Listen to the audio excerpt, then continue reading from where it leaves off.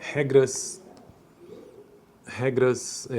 gerais sobre o quê? Sobre os métodos de classificação da Classificação Nacional de Atividades Econômicas, também conhecida como, pela abreviação, como CNAE.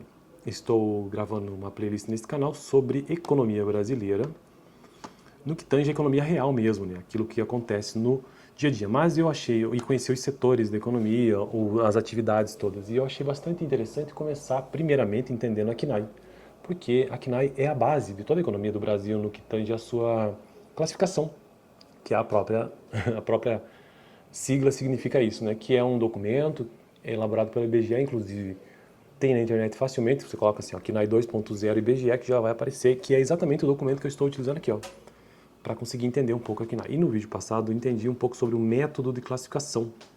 Então toda empresa ela possui um CNAE principal e depois outros secundários e outros auxiliares. E aí hoje então vamos tratar sobre regras gerais, porque é um texto muito longo, então eu acho que eu ficaria apenas com o primeiro e o segundo parágrafo talvez, mas vamos descobrir isso ao longo do vídeo. Só para mencionar, não sei se você sabe, mas toda empresa, ela, como eu já disse, né, toda empresa possui um CNAE. Ou seja, quando um contador vai abrir, ou mesmo uma pessoa abre uma empresa, ela precisa obrigatoriamente escolher um CNAE daquela empresa. E com base nesse CNAE, às vezes a carga tributária é diferente, na maioria dos casos, né? Então por isso que é muito importante, uma empresa que mexe com roupa, tem um CNAE específico para aquilo. E assim por diante. E com base nisso, depois de feita a contabilidade, esses números, seja no Simples Nacional, lucro real, seja qual for o enquadramento fiscal e todas as obrigações acessórias, esses documentos, esses números vão parar em diversas partes do governo, inclusive o IBGE, que elabora aqueles números todos da economia. Então a economia do Brasil, numericamente falando, é sempre, na maioria das vezes, pautada em números que começam lá na CNAE. Por isso a construção dessa playlist. Mas vamos começar o vídeo de hoje sobre regras gerais, que está na página 24 desse arquivo PDF padrão do IBGE. Primeiro e segundo parágrafo. A classificação, deixa eu ver aqui, peraí, uma coisa, deixa eu ver quantos, eu acho que os primeiros parágrafos ali, né? A classificação de cada unidade é determinada pela classe CNAE na qual a atividade principal ou o conjunto de atividades na unidade está incluída. Em geral, a atividade principal de uma unidade pode ser determinada a partir de informações sobre os bens produzidos ou os serviços realizados para outras unidades produtoras ou para consumidores finais. As descrições de conteúdo das notas explicativas das classes da Classificação Nacional de Atividades Econômicas 2.0 na parte 3 desta publicação devem ser usadas para determinar o código adequado para uma determinada unidade, a partir de informações sobre os produtos, bens ou serviços que produz, complementadas em alguns casos por indicações sobre insumos, o processo de produção ou, no caso do comércio, o tipo de usuário, unidade produtora ou consumidor final. É um documento bem chato da gente acompanhar a leitura, mas eu acho interessante ter essa noção, né? No caso mais simples, em que no nível de classe a unidade exerce apenas uma atividade, a classificação de atividade é determinada pela posição na CNAE 2.0, que compreende a atividade nesta unidade.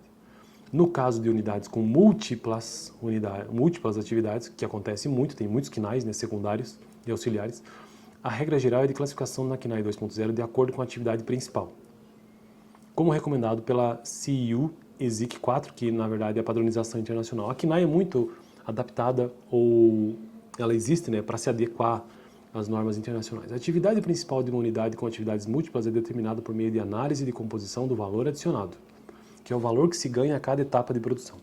Ou seja, na análise de quantos bens e serviços produzidos contribuíram na geração desse valor. A atividade com o valor adicionado mais alto é a atividade principal. Então veja aqui o que determina, e aqui eu acho que isso aqui resume bem o que a gente tratou até agora, o que determina a atividade principal de uma empresa.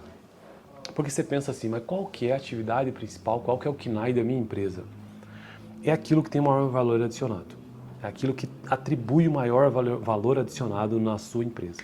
Então, supondo que eu tenho um escritório de contabilidade, qual que é o KNAE desse escritório de contabilidade? Na verdade, nesse caso é óbvio, né? Mas se não fosse óbvio, eu estou executando um trabalho e o maior valor adicionado está em prestar serviço de contabilidade, por exemplo. Na prática, no entanto, os dados sobre o valor adicionado por bens e serviços individuais não são disponíveis.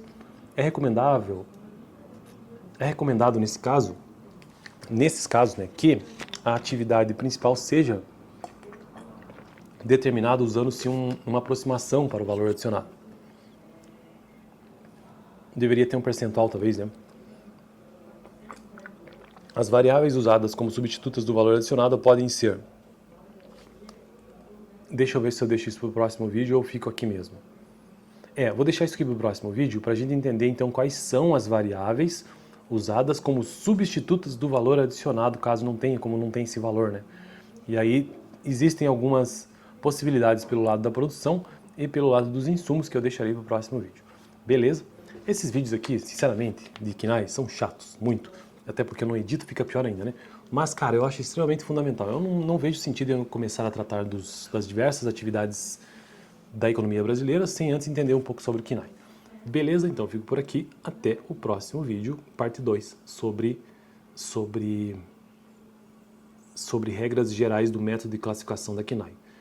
Na KINAI, da atividade principal, atividades secundárias e auxiliares.